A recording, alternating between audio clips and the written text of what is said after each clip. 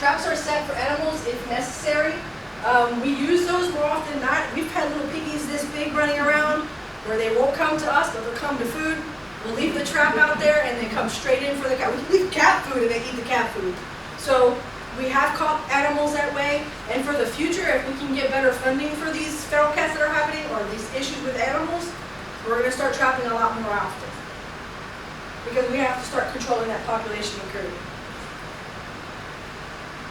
And the whole goal is proactive. We've got to get out there and be more proactive. He's also dealing with housing of animals. So our ordinances require you, if you're going to keep your dog outside, there's a certain living condition they have to live in. You can't just leave them in a chain 24 hours a day in the heat, in extreme cold. You can't just not have a shelter. You can't just not have water. Those are things that are required to take care of an animal, and we are taking care of that proactively. Go ahead.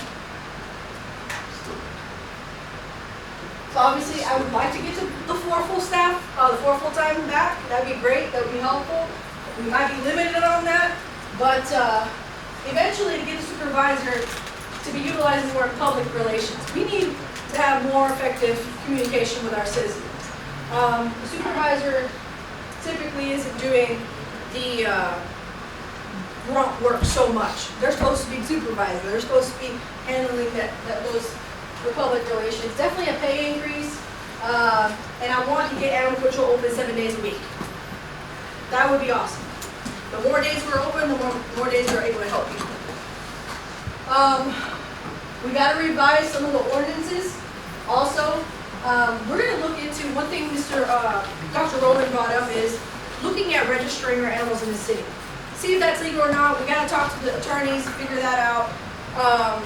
But if we can get people to register their animals, if they, for whatever reason, it gets loose, we know who it goes back to, right?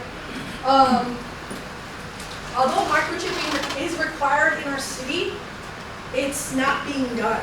It costs, I believe, $20 to get a microchip from our ACO, and they're not doing it. It doesn't take long, it's not a painful process, and it helps us find the animal.